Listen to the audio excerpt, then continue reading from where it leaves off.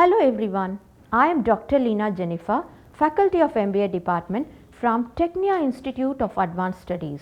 Today, I am going to deliver a lecture on the topic of factor that influence employee performance and learning.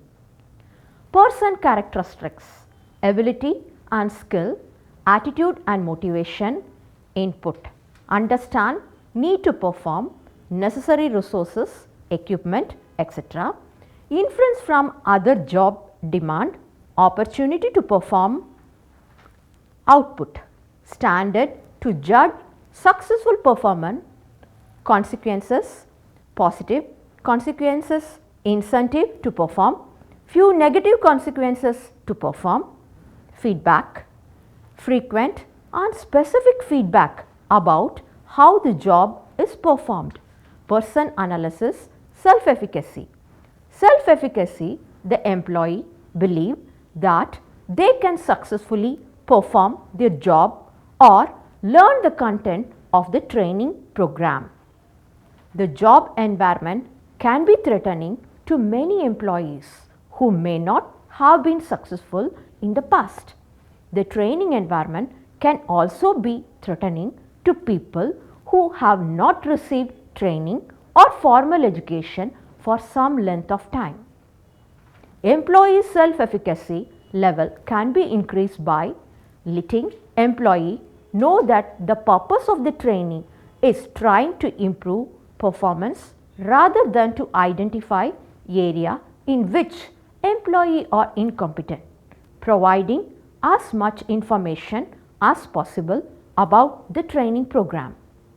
And purpose of training prior to actual training, showing employees the training success of their peer who are now in similar job, providing employees with feedback that learning is under their control and they have the ability and the responsibility to overcome any learning difficulty they experience in the program, to ensure that the work environment enhance trainees' motivation to learn, provide material, time, job related information and other work aids necessary for employee to use new skill or behavior before participating in training program.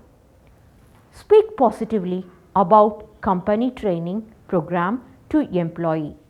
Let employees know they are doing good job when they are using training content in their work. Encourage and work group members to involve each other in trying to use new skill on the job by soliciting feedback and sharing. Training experience and situation in which training content was helpful. Provide employee with time and opportunity to practice and apply new skill or behavior to their work. To determine if training is the best solution, whether the performance problem is important and has the potential to the cost the company a significant amount of money from lost productivity or customer. Employees do not know how to perform effectively. Perhaps they received little or no previous training or the training was ineffective. Employees cannot demonstrate the correct knowledge or behavior.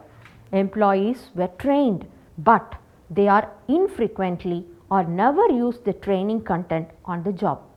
Performance expectations are clear, input and there are no obstacle to perform such as faculty tool or equipment.